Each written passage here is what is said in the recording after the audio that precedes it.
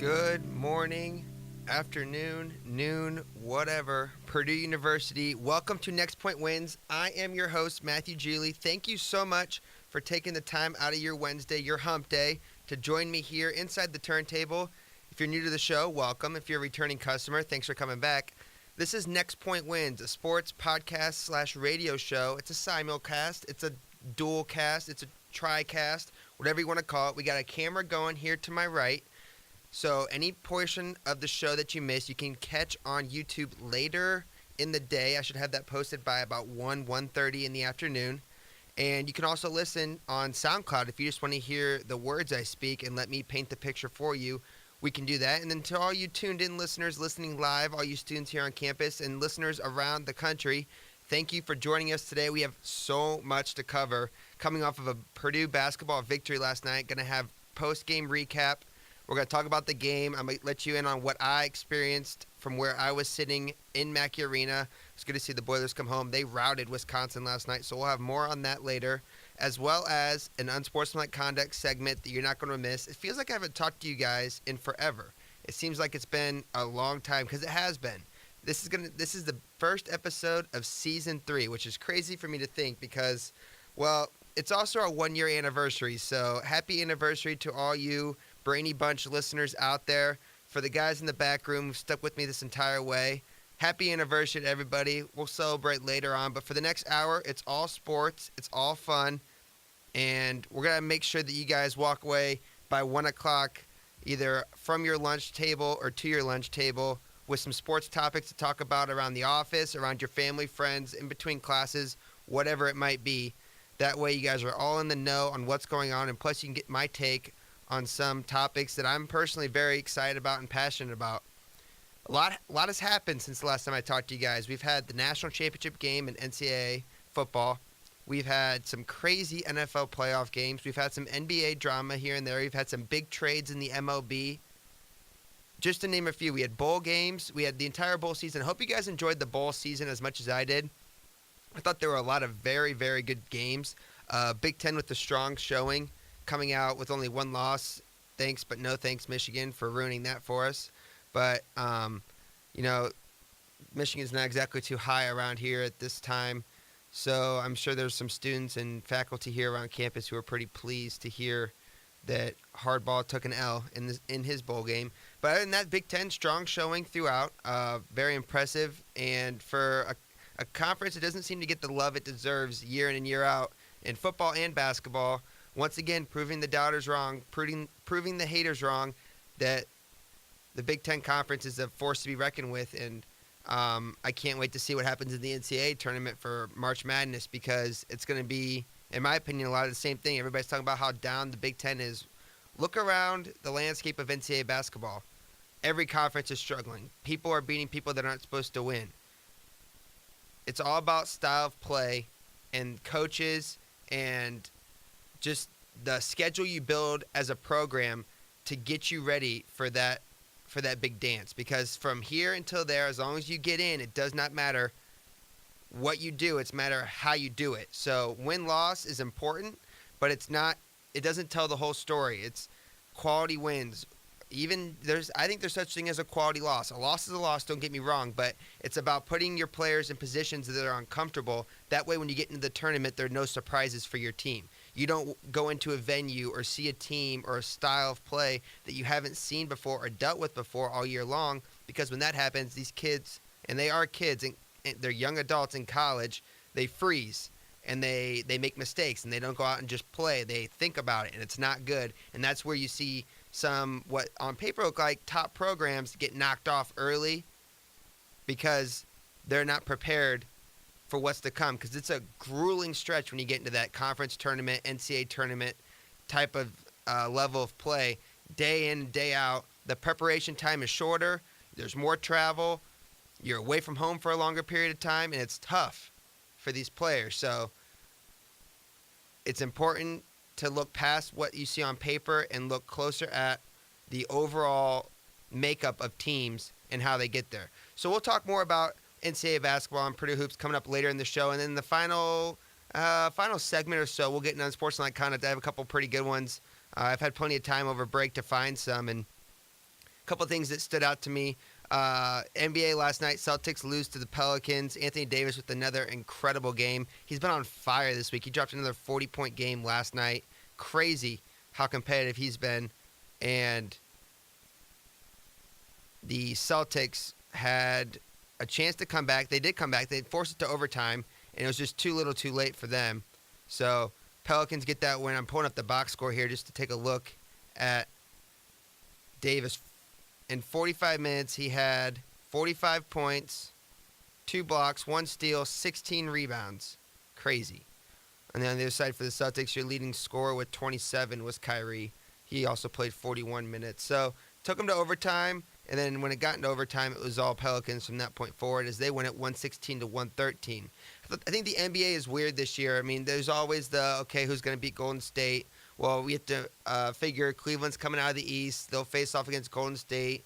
Maybe the Spurs have a chance to upset them. Maybe the Rockets get to Game 6 or 7. But it's inevitably going to be Golden State, Cleveland. I'm not sure that's the case this year, especially out of the East. I don't think Cleveland's good enough I don't think they deserve to get to the finals. I think that their conference as a whole might give them a better chance than they're supposed to get there. I mean, Celtics are strong, but you'd take a tough loss when you lose to when you lose Gordon Hayward. Sorry, I'm reading this as I talk.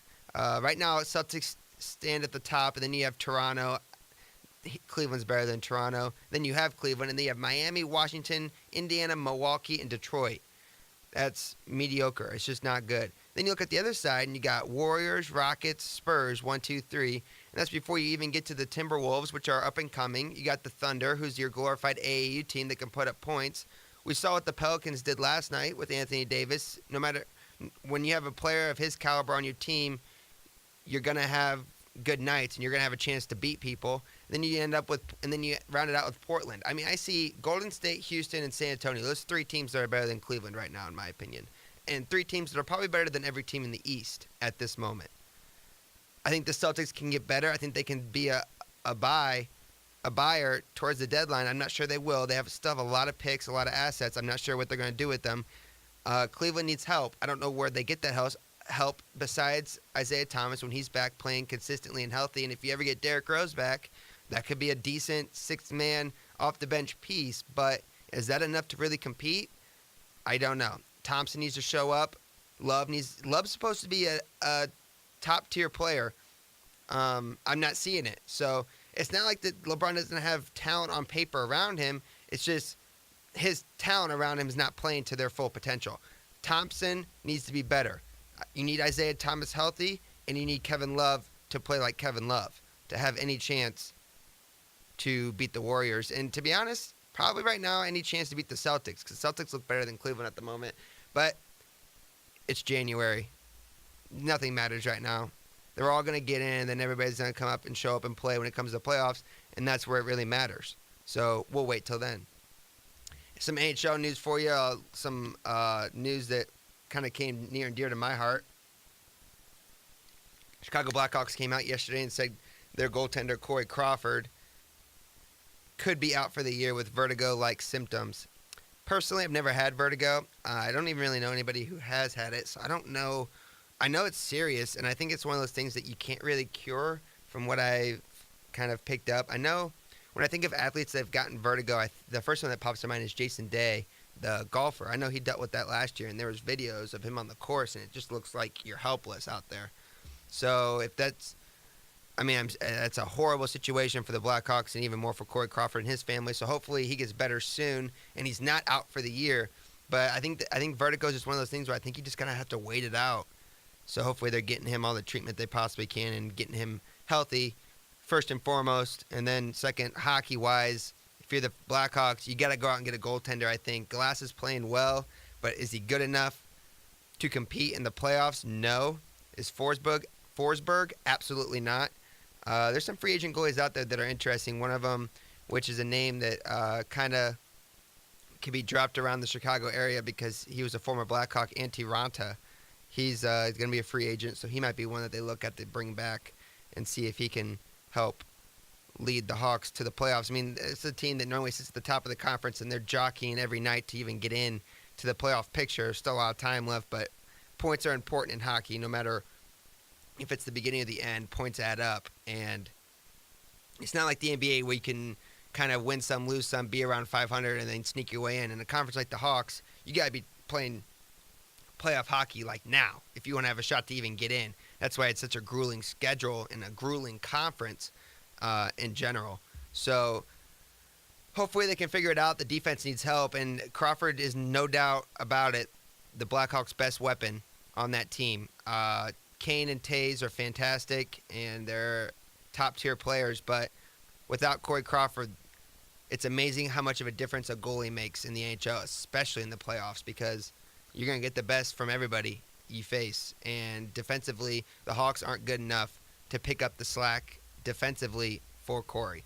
So it'll be interesting to see if they go out and make a move. They got some salary cap room with Hossa being sidelined for the entire year. It'll be interesting to see who they go out and get, or if they look other way, if they find another way to shore up that defense without.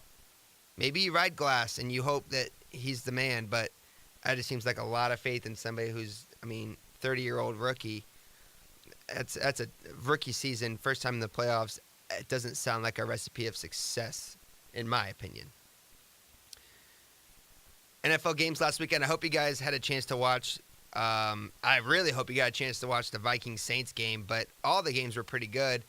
Patriots took care of business against the Titans. Kind of saw that coming. Tennessee kind of got roughed up with a couple bad calls early, and if you're a Patriots fan, that's all you need is a couple little advantages, and your team is gonna move on because that team is so good. You make one mistake and they capitalize like that.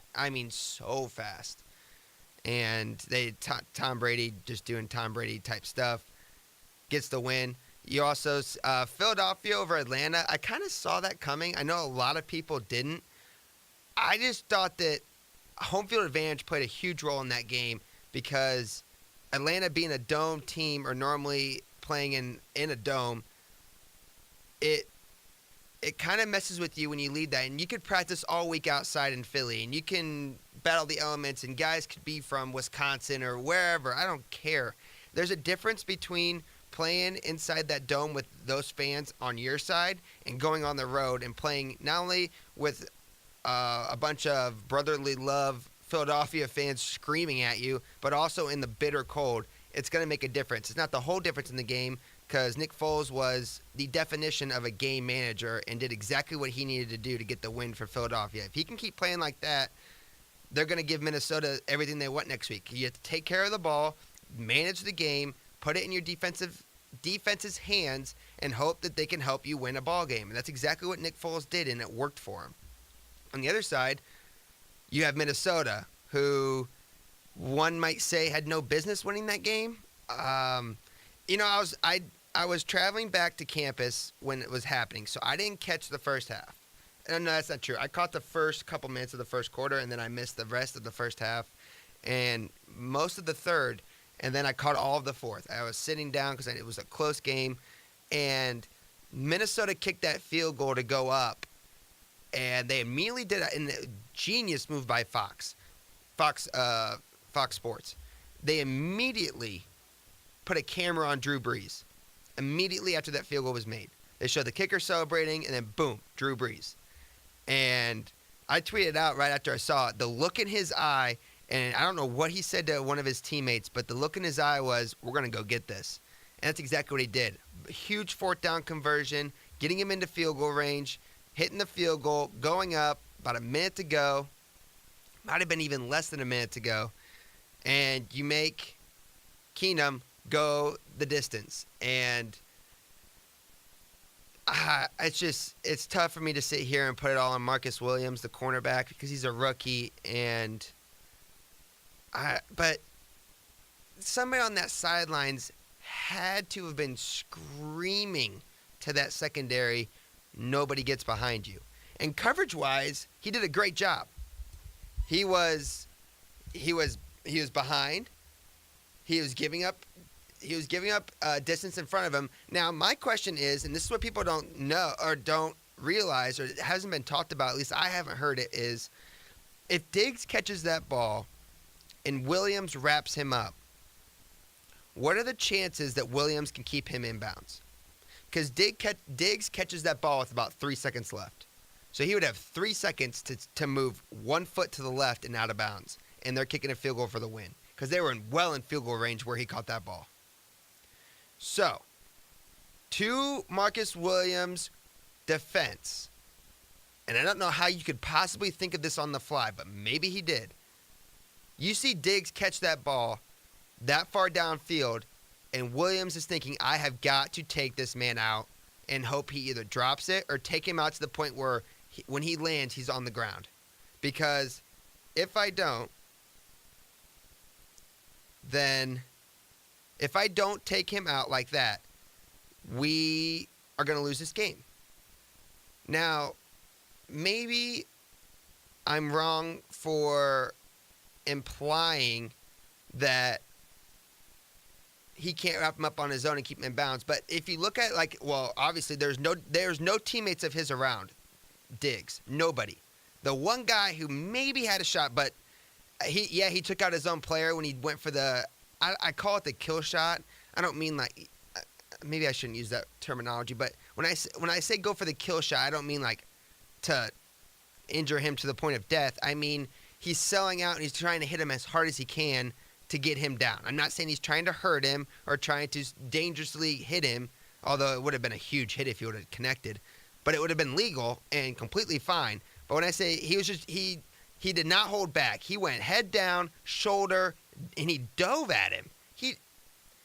It's against everything that you learn in tackling as a child all the way up through the pros. Because what you learn as a kid, the safe way to tackle goes all the way through the pros. Now, they don't always do it all the way to the pros, but that's what you're taught. But I don't know if a formed tackle would have kept that man out of bounds, kept Diggs in bounds. And there is no players around to help him. He would have had to wrap him up and hold him for 3 seconds or get him down to the ground. And I'm curious, and I'm going to look it up as we talk because I have more to say about this, but I want to know Stefon Diggs' height and weight compared to Williams.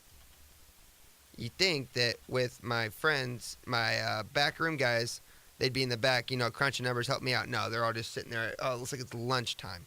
Fantastic. So Stefon Diggs is 6 foot, 194 pounds. Now, let's see what Marcus Williams is.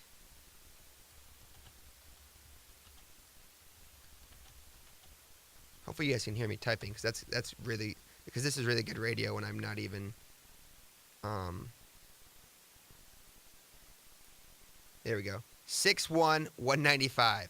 So Diggs at 6 foot, 194. You can't make this stuff up. Man, I'm good. So Diggs, 6 foot, 194. Williams, 6'1", 195. So we're talking about an inch and a pound difference between these two guys. So it would have, oh man, I wish he would have wrapped him up because I would have loved to see who wins that battle. That is the most fair, if you're wrestling or boxing, that is the most fair fight you will ever find. 1 pound difference, 1 inch difference between the two of them. And Williams, the defender, has the advantage, if you want to say that. And of course, these numbers aren't exact, but this is what we're going off of right now. 1 inch, 1 pound. By looks, I would say Williams looks stronger. Diggs has always been kind of a longer, lankier guy. Quick.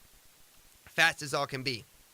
So when he hits that ground, is he able to hit and explode out of bounds faster than Williams is able to wrap him up, keep him in bounds, and either hold him for 3 seconds and then let him go out or get him to the ground?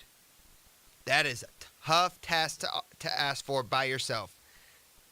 I think that you would have had to hope to wrap him up and hold him until somebody comes and helps you, and hopefully they run out of time. But to be honest, I don't mind the idea that Williams went with, which was I'm going to dive at him and I'm going to take his legs out and he's going to land on the ground in bounds, ball game. I don't hate that. What I hate is he put his head down. It was like a spear, which is very, very dangerous. It's a very dangerous play Williams tried to make. And putting your head down, they always say your head goes, you go where your head goes. He put his head in the turf, and that's where he ended up. And Diggs was able to just just jog right into the end zone. It was just a crazy play. It was a crazy play to watch, and it was like it's probably going to go down as one of the top 5 playoff plays ever. It was by no means a top 5 playoff game, because there's a lot of bad that happened in that game. Drew Brees had a horrible first half. He had a nice comeback in the second half, but there's a lot in that game that wasn't great. But there was also that last play, a walk-off touchdown.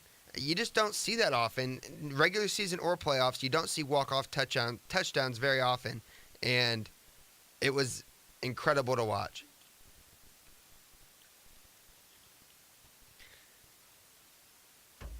On the other side, you have Drew Brees, who has now come out and said that he hopes to stay a Saint the rest of his career. He's getting older. I thought this was one of his better defenses he's been able to work with lately. Still not great. It's amazing. It'd be interesting to see what his career would have been if he had a consistent, solid defense behind him. Because it just seems like time and time again he puts points on that board, he makes comebacks, he does this, does that, and then his defense lets him down. He's a bona fide Hall of Famer. He's one of the best to ever do the position, and he only gets one ring to show for it, which there's guys out there that would kill for one ring, but I think that he deserves more than one. And I think the Saints have a decent little core here. Kamar's fantastic. The running backs in general are very good, and I think Drew Brees has an opportunity to make another run at this thing if they don't blow it up. And another thing that I saw last night is Sean Payton. Not last night. Last weekend. Sean Payton is a genius. He is an offensive guru. He is a genius. And I know management doesn't get along with him in that organization. I'm sure there's a lot of people that he rubs the wrong way, because I'm sure he's the smartest guy in the room and he lets everybody know it. But he is the smartest guy in the room, I guarantee it. And he's really good at his job, and he's a weapon for that team. And just the thing that they were thinking about getting rid of him makes me wonder, well, how much of a problem is he to that organization that they were willing to give up? One of the best play callers, and he's an artist when it comes to the offense. He creates a masterpiece out on the field, and it's really fun to watch. And I think Drew Brees loves playing for him, and you'd be crazy if you didn't. So that lines up. So that's my take on the Drew Brees thing. He's going to stay a Saint, I think, and hopefully he gets another shot at this, because there is some pieces there. Then you got the Jaguars upsetting the Steelers, and it makes you wonder what's next for this Pittsburgh Steelers team, because how many years can you have this group, this core, and not even make it to the promised land, not even get to the Super Bowl? Ever since the Hines Ward, Cardinals, Steelers Super Bowl, they've been, you can't call them mediocre because they're making the playoffs every year and they're a top team in the AFC every year, but they fizzle out in the playoffs every year. They fizzle out, and it's interesting. It's going to be interesting to see what happens with Big Ben. If you're Pittsburgh, I had to imagine you draft a quarterback. You have to draft a quarterback. You got to get a serviceable backup, because the chances of Roethlisberger going through an entire year healthy are they're not good. The probability of him doing that is just not good. Le'Veon Bell, what happens with him? He has one more year on that contract, and he already disputed it once, taking all of the offseason, all of training camp off before going and joining the team. Do you re-sign him? Do you try to tag him again? Because that's not going to go over very well if you're Pittsburgh. So what do you do if you're that organization and you're trying to deal with a superstar in the league who probably deserves to get paid, but not going to get paid until next year, because you got to make sure with these running backs, it's tough to get that third contract. The second contract stuff, tough. The third one's very tough, because just the shelf and the lifespan on these guys are just not very long. And you don't want to pay a guy big bucks to have him blow out his knee and be done, which unfortunately at that position it's more likely than not. So I get why management isn't paying him, and I get why he's mad about it. So something's got to give here between the two of them. It'll be interesting to see which one gives in first. I'll give you guys my NFL picks at the end of the show today. So Pats, Jags, that's at Patriots, Vikings, Eagles, that is at the Eagles. Chance for the Vikings to get to the Super Bowl and go back home for a home game. I don't know if that's ever happened in the Super Bowl era. I would doubt it. I don't know for sure. Just doesn't seem like something that's happened before. It's going to be interesting to watch, though, if they can get there. There's going to be an advantage, kind of like there was an advantage in the national championship game where it was a very short drive for Georgia fans. And then on the other side for Alabama, it was a little bit farther, but still not bad. And I guess you could tell that there was quite a bit of percentage more Georgia fans than Alabama. And I'm sure you'll see the same thing with the Vikings. And speaking of that national championship game, another situation of how in the world do you let that wide receiver get behind your secondary? And it's crazy how it's a very similar play in the overall aspect of it's Hail Mary time. You got to have a big play. You got to get a big chunk.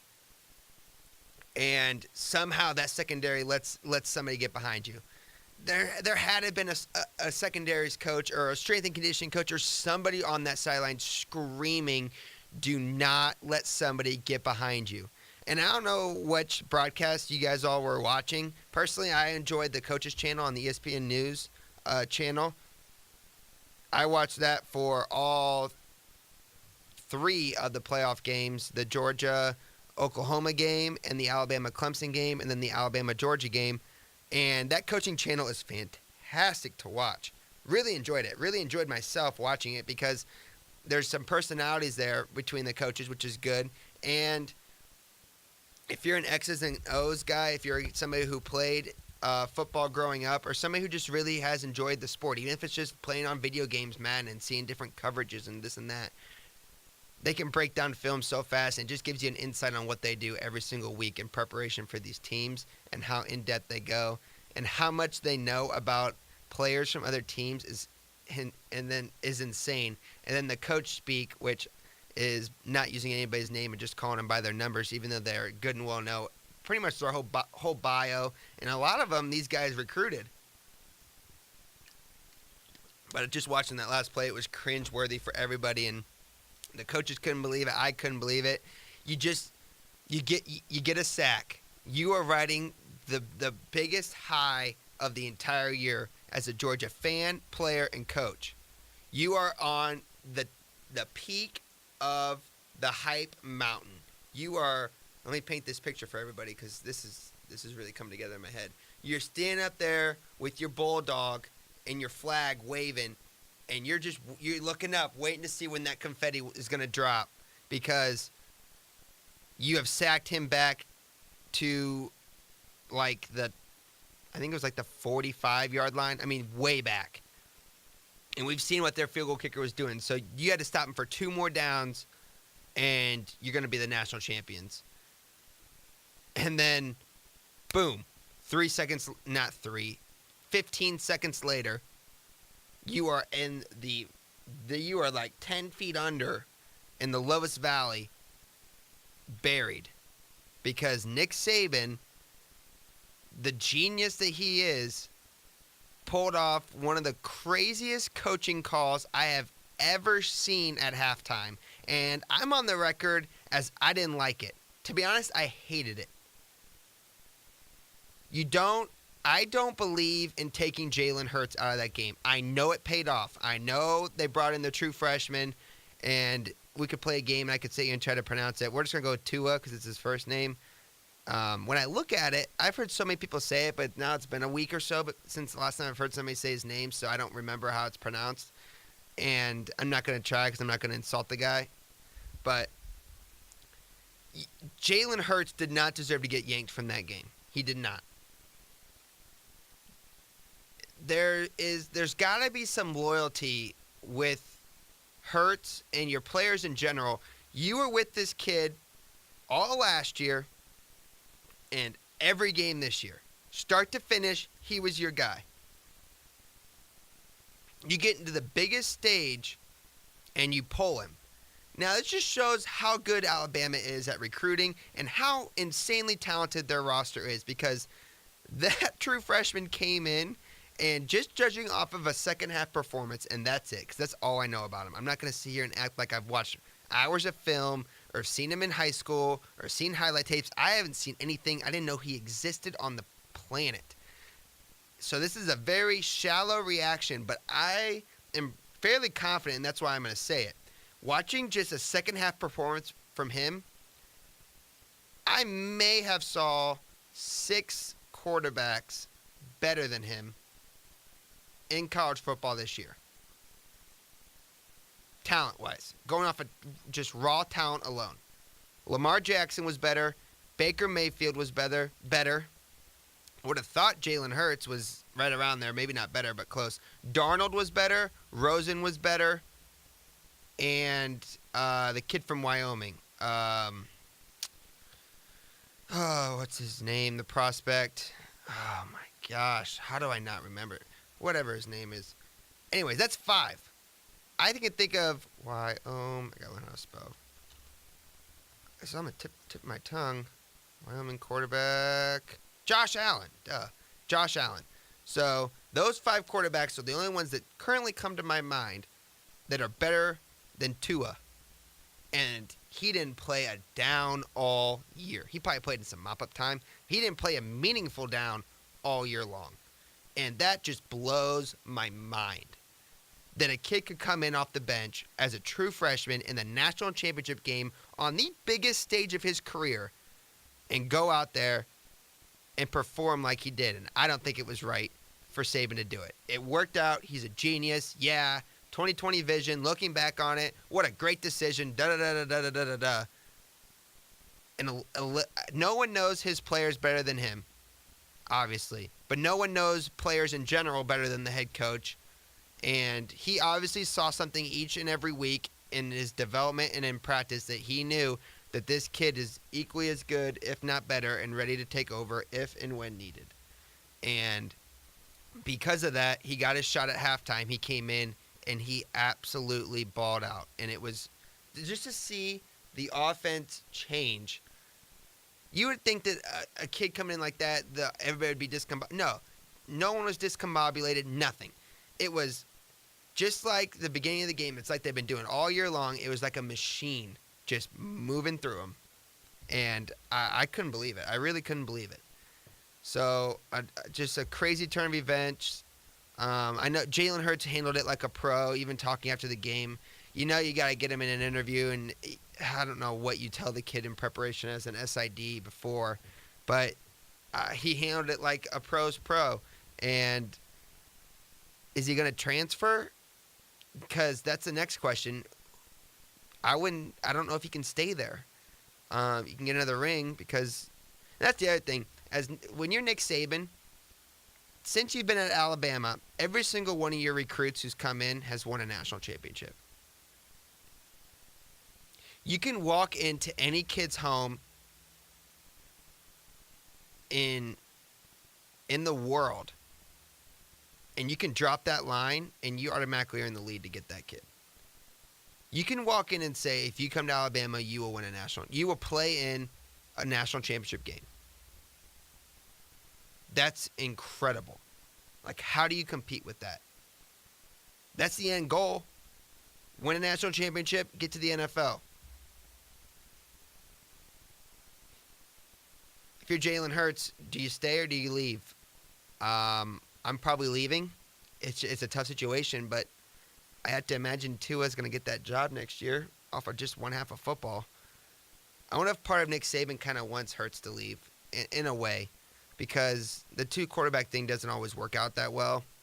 And if you get going with just Tua and you know that Tua's your guy, you have a better chance of helping him learn and grow and not have to always be looking over his shoulder at Hurts or vice versa. But these 2 quarterbacks are impressive, and I think Hurts had a bad half, but it wasn't all on him. He got blamed for a lot, and it was not all his fault. Saban made the call. It was a championship call, and it paid off. And because of that, Crimson Tide, once again, national champions. All right, so those are 4 main topics I wanted to get to. Just past, we're at 12:37, so time's flying by. We got a lot more to get to here. Still got to get to Purdue basketball and recap of last night and their win over Wisconsin. Also want to do, I got a new segment that I handcrafted for today. Unfortunately, I didn't have any time to get any audio from Dirty Randy and the boys to go with it. I wish I would have had the time, but I just didn't. So no audio for it, but it is a brand new segment, and it's going to be, and it's I put together the top 10 things that happened to me over break. And it's going to get us to talk about a lot more hot topics in sports and in pop culture and everything in between. So I'll have that list for you coming up here, and we'll get to Purdue and their 78-50 win over Wisconsin. We'll get the recap for that as well. But first, I think that it's been so long, and I missed it so much. There's so many times that I should have started writing them down because so many things happened, and I was just kind of like, that's an unsportsmanlike conduct. Well, here is the segment, Unsportsmanlike Conduct. And now, an unsportsmanlike conduct. Personal foul, number 15, unsportsmanlike conduct. That's a horrible call!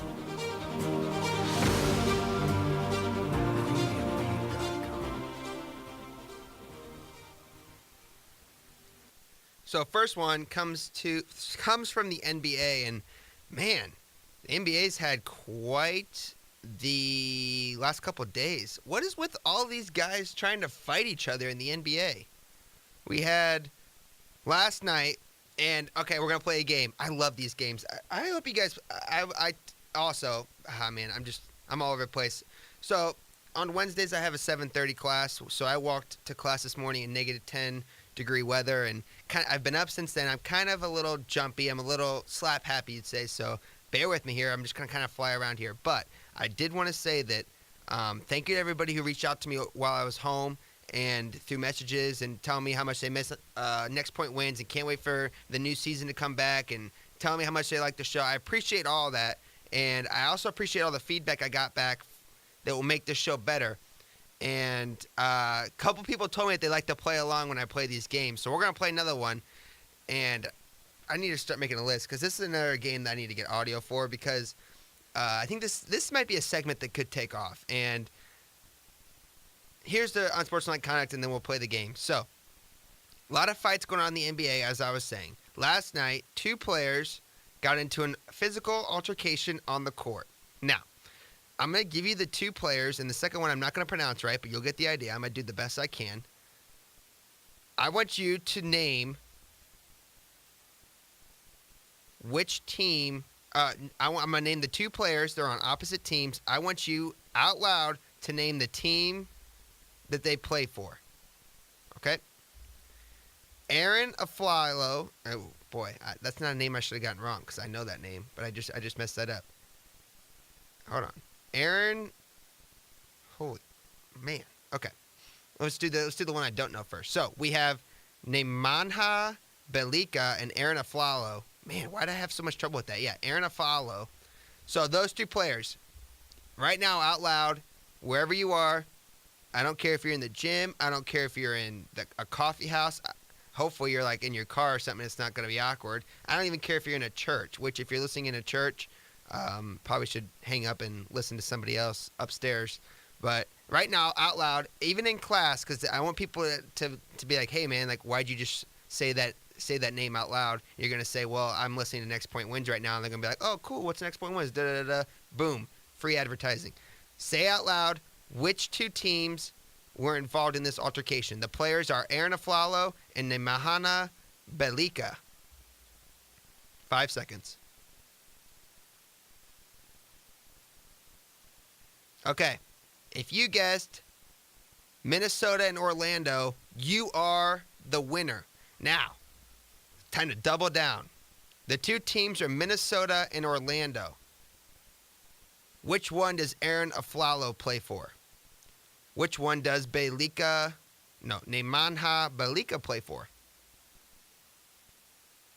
Out loud, 5 seconds. If you guessed that Aaron Aflalo plays for the Orlando Magic, you are correct. Well done. Thanks for playing. So, nothing I like more than two irrelevant people in this world getting up their five seconds of fame. I'm looking for it myself, any chance I get. These two guys got that, and I have never seen somebody swing at another player like Aaron Aflalo swung. Wow, swing. I'm having trouble here. Like Aaron Aflalo swung at Bjelica. When I imagine, so what happened was they were boxing out or something. Aflalo dunked on Bjelica or laid it in front of him. And then they were kind of shouting back and forth, pushing and shoving. Nothing really happened. They go down the court. A shot goes up. They box each other out. Bjelica gives Aflalo a pretty nice shove. And then Aflalo comes back with a haymaker. And when I say haymaker, I use that term very loosely. Because how he attempted to punch at Nemanja is how I imagine my sister taking a swing at me. Like when I think if my sister were to take a swing at me, what Aaron Aflalo did is exactly what I would imagine it being. It looked like his eyes were closed, his arm was like a noodle, and he swung as hard as he possibly could and just hoped to God that he hit him, which he did not hit him. And then it was Bjelica putting Aflalo in a headlock and waiting for everybody else to come in and everybody to get their chest puffed out and to push and shove, and nothing happens. Every NBA fight you ever see. It's like an MLB fight on steroids, because at least in the MLB, when they punch like a man. I have never seen a grown... I think Aaron Aflalo has never punched somebody in his life, and that's not a bad thing. I mean, that's his choice. I respect that, but it was hard to watch. It was cringeworthy to see how he punched, and I hope you all go on YouTube and look it up, or ESPN.com. It's everywhere. The way he tried to punch at him, I just want to keep watching it back because it just makes me laugh so hard. Unsportsmanlike conduct to those players for not getting along and keeping their hands to themselves, as my mom always used to tell me. And secondly, for Aaron Aflalo for that horrendous attempt at a punch. Second, unsportsmanlike conduct in the first set. Another NBA situation. Rockets try to get into the Clippers locker room after the game. Trevor Ariza, Chris Paul, and James Harden went through some secret back corridor. What is this, Hogwarts?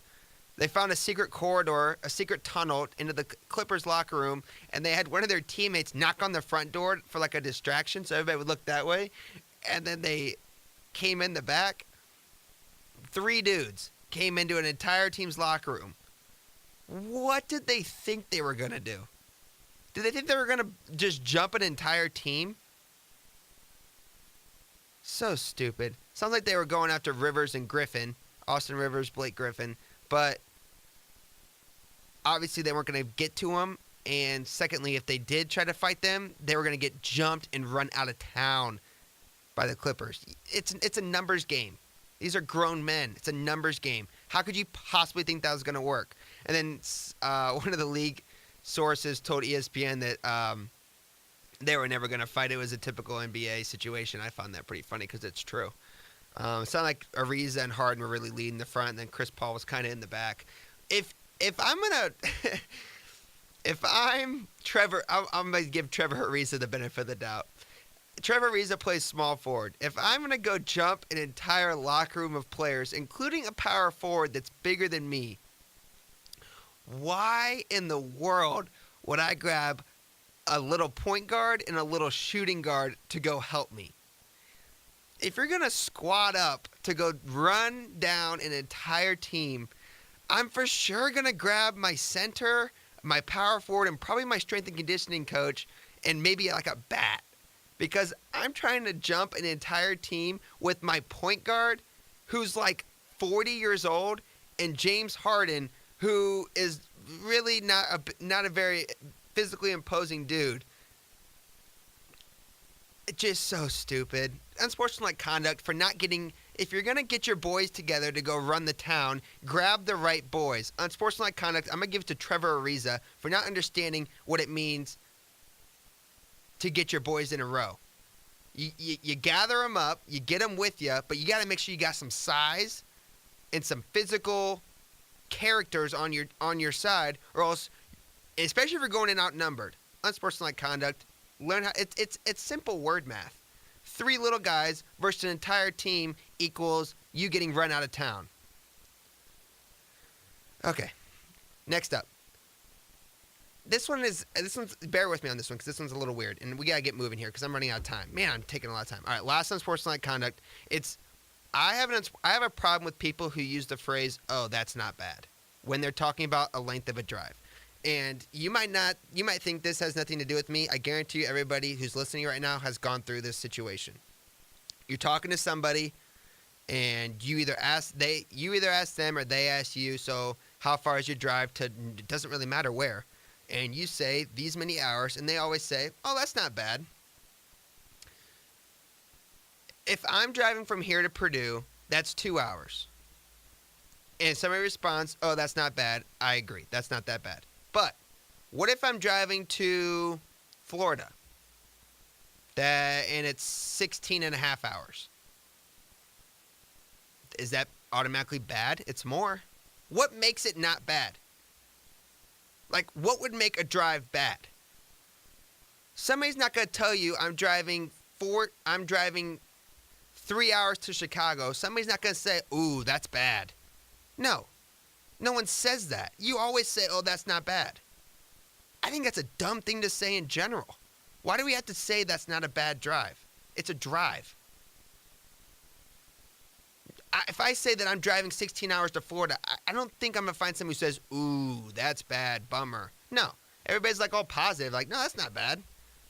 Or, "So what's the drive to Ball State?" Or, "No, what's the drive to, I don't know, anywhere." Message me if you've ever told somebody how far you're driving somewhere and they told you that was bad. No one says that. They always say, "Oh, that's not bad." I hate that term. Get rid of it. Unsportsmanlike conduct to anybody who is told about a drive, and either if you respond to somebody, "Oh, that's not bad," first off, don't even ask them. Well, you can ask them how far a drive is. That's fine.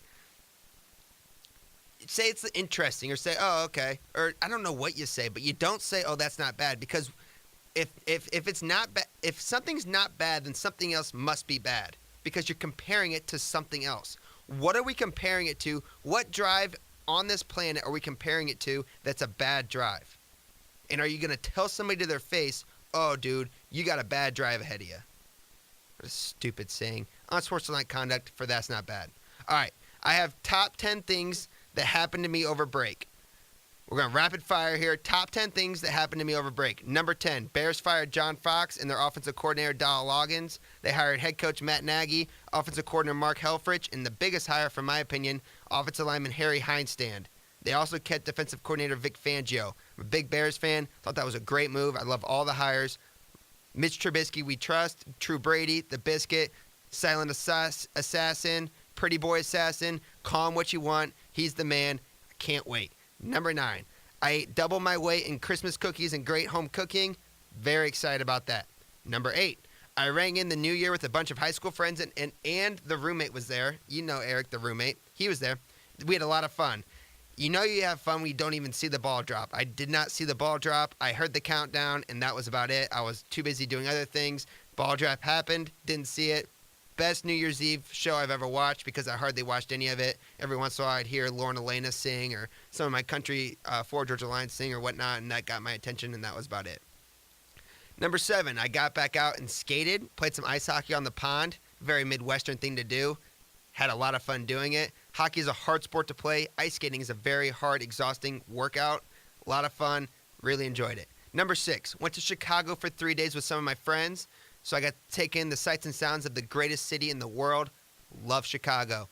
Timothy O'Toole's bar, sports bar and pub. If you're ever in Chicago and there's a Blackhawks or Bears game or Cubs White Sox game on, or Bulls, and you want to go to a nice spot to watch the game, get a drink, and good food, Timothy O'Toole's is your way to go. You can tell Uncle Matt he sent you.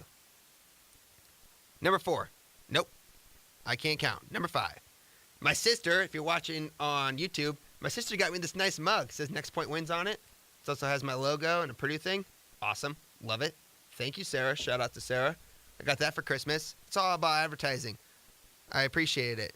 Number 4, got to watch my little brother dominate throughout his wrestling season. Got to watch a lot of matches over break. He's now 24-1 on the year, and I'm a very proud big bro, so I got to brag for him because he's doing really good stuff. He's got SAC coming up this weekend. Hopefully he does well there. Number 3, spent quality time with my family around the holidays, which is always very nice. Plus, we ate ravioli on Christmas Day. We're a big Italian family, so for every holiday, Thanksgiving, Easter, Christmas, we have homemade ravioli, sauce, meatballs, and garlic bread. While all you guys waste your time with dried up, disgusting ham and cardboard chewing looking turkey on Thanksgiving, I'm over here having a delicious meal, enjoying my ravioli. Number 2, I got a bunch of sweet Next Point Wins gear for Christmas. Here's an example. It's probably not good for radio when I go away from the mic. If you're watching on the screen, though, you can see Next Point Wins. Tons of new gear. Big fan. You'll see it throughout the season, as I'll probably wear something new every single week because I got that much of it. Love it. And number 1, the best thing that happened to me over Christmas break is Purdue football won a bowl game. All I do is win, win, win, no matter what. Got money on my mind, I can never get enough. And every time I step up in the building, everybody hands go up. And they stay there. And they stay there. And they say yeah. And they stay there. In Jeff Brom, we trust. Elijah Sindelar coming through. Frenchie, the French toast man, Anthony Mahungu with big plays all night long, and we got the W. I was shocked that Sindelar's ACL injury stayed under wraps not all season, but the last 4 games. I knew about it. I know I always try to tell you guys I'm trying to be very transparent on this show and kind of give you a behind-the-scenes look. There's some things that I'm told that I can't repeat, and that was one of them. But I figured it would get out at some point. It never did. And the fact that he played that many games on a bad ACL it's just absolutely incredible. So good for you, Frenchie. Good for you, Sindelar, for coming through. Defense showed up once again. One of my family members, Anton Miles, he's one of my go-tos. I've known him for quite a few, all 3 years now I've been on campus. Really good dude. Plays defensive end, senior for Purdue. He had a monster season, a great game as well. And we got to watch Rich Rodriguez's last game coaching Arizona, so that was tough to see him have to go out like that. I'm sure a lot of people out there are really upset, but Boiler football gets the W. Love it. Quick recap of Boiler Ball last night. If you saw me, I was on TV quite a bit. I sat on the press at the scores table.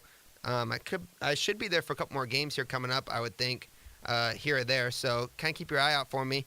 My job was to hand stats around courtside, and I dealt with Dan Dockage, Mr. Dockage, Double D, Big Life, Big Stage, whatever you want to call him, and Mr. Dave Fleming. Very good guys. Everybody asked me, I got a lot of text messages last night, so what's it like dealing with Dockage? I think Mr. Dockage is fantastic. I really do.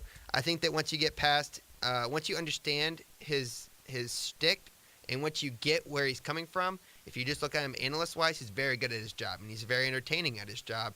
And I can't say I aspire to be like him, but I get where he's coming from, and I respect where he's coming from. He was very funny last night.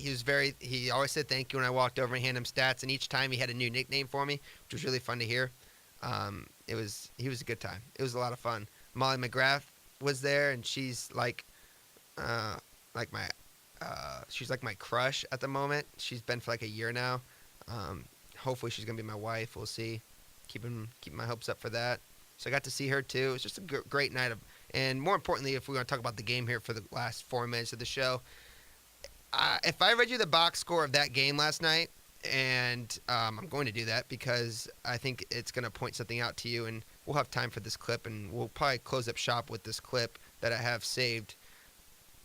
So we win it 78-50, right? You look at the box score, and I'm gonna tell you 2 stats, and you tell me without knowing the score, what you would have predicted the score to be. Isaac Haas, 2 points, 0 of 5 from the field. Dakota Mathias, 2 points, 1 of 5 from the field, 0 for 3 for 3-point. You get those 2 stats. And no, Joe doesn't score at all. No points. Purdue's at home. I say maybe we win. Most likely we lose that game. That shows how dangerous of a team this is. That you could have two starters get 2 points each and still blow somebody out. And Wisconsin, they're having a tough year. They're a 500 team. I mean, 500 team. They're not the bottom of the barrel by any stretch. They got to play on the other side in Ethan Happ, who's fantastic. He had 15 and 6 last night. He had no help from anybody else, but he alone was pretty good. This Boiler Ball team is so good. Senior-driven team. And we had Brett Douglas on, if you remember. If you didn't catch the interview when it came out live, Brett Douglas came on and we talked about Purdue basketball. And this is what he had to say before the year started in one of his predictions for this Purdue basketball team this year. One player to watch out for that's going to make a huge impact on the team this year, because your impact player, Caleb Swanigan, is no longer there. Exactly, and I think the Boilermakers are going to have to go through the Edwards clan, and Edwards and Edwards, that law firm of theirs, is going to have to be very key. I think Carson's out for a breakout year. And Purdue's kind of doubted. They're sitting at 21, reigning Big Ten champs, and there's 3 Big Ten teams ahead of them in the coaches poll. Yep. And Purdue, I mean, I feel like they like to be doubted, and it's going to be big for them to get off to a good start. They have quality opponents in Butler and Louisville, like right in the midst of November and December, so they're going to get challenged early, and how they face that will be key. I saw on Twitter just before I came on that Vince Edwards was listed as the number 5 best swing forward.